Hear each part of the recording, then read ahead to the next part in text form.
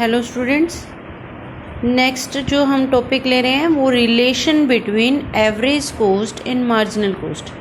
हमने total cost पढ़ लिया, एवरेज कॉस्ट पढ़ लिया, अब मार्जिनल कॉस्ट भी पढ़ लिया लास्ट लेक्चर में। तो अब हम इन दोनों में रिलेशनशिप क्या है एवरेज कॉस्ट और मार्जिनल कॉस्ट में। तो सबसे फर्स्ट पॉइंट है, ये पहले आपको टेबल दिया गया है जिसमें हमने टोटल कॉस्ट, एवरेज कॉस्ट और मार्जिनल कॉस्ट लिया है।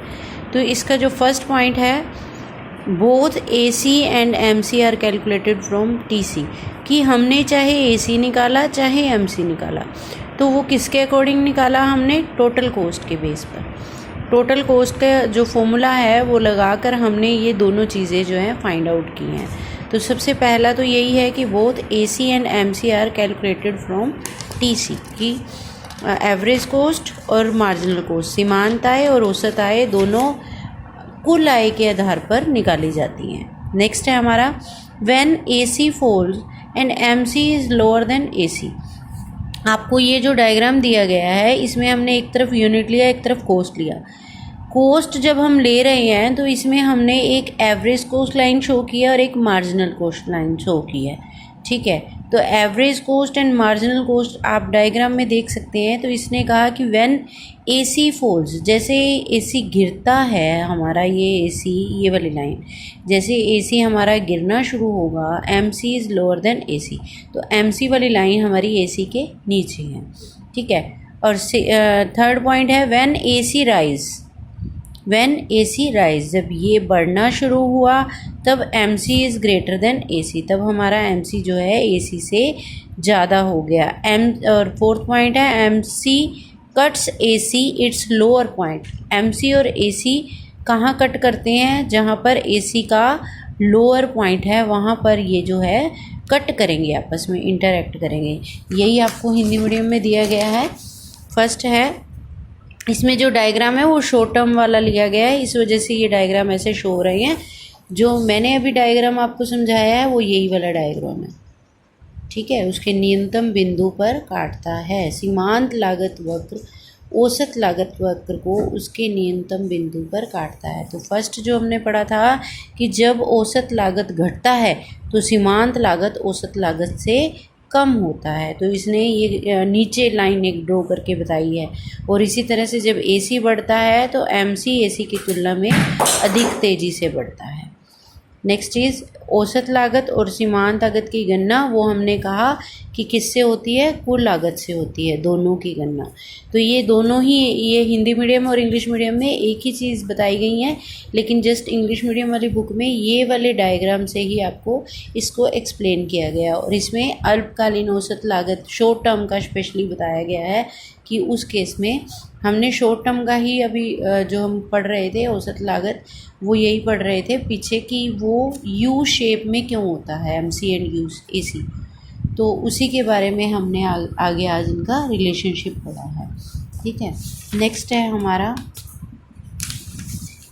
दीर्घकालीन लागतें, दीर्घकालीन कुल लागतें। वही टोटल लागत जो है हमारी किसके बराबर होगी, फिक्स्ड लागत और वेरिएबल कॉस्ट। फिक्स्ड कॉस्ट और variable cost, fixed cost means स्थायी लागत और वेरिएबल कॉस्ट परिवर्तित लागत। तो इसी तरह से हमारा दीर्घकालीन जो है एक अलग से पॉइंट है हमारा कि लॉन्ग टर्म में जो हमारी टोटल कॉस्ट है या एवरेज कॉस्ट है या फिर मार्जिनल कॉस्ट है, उसको डायग्राम से भी हम समझेंगे कि किस तरह से इनका डायग्राम ड्रॉ किया जाता है। तो वो हम नेक्स्ट के लेक्चर में लेंगे। एक ही हमारा ये टॉपिक रह गया है और उसके बाद हमारा आता है समय, तत्व और लागत। आज हम ये ले रहे हैं कि टाइम पीरियड और कॉस्ट जो है वो कैसे इफ़ेक्ट करता है। टाइम पीरियड, जैसे इसने कहा कि पहले हम ले रहे हैं very short period. Very short period कौन सा होता है, जिसमें हम या तो हम शॉर्ट पीरियड की बात कर रहे थे जब हमने वेरिएबल फैक्टर को चेंज कर अपना आउटपुट बढ़ाया था, लेकिन ये है वेरी शॉर्ट पीरियड।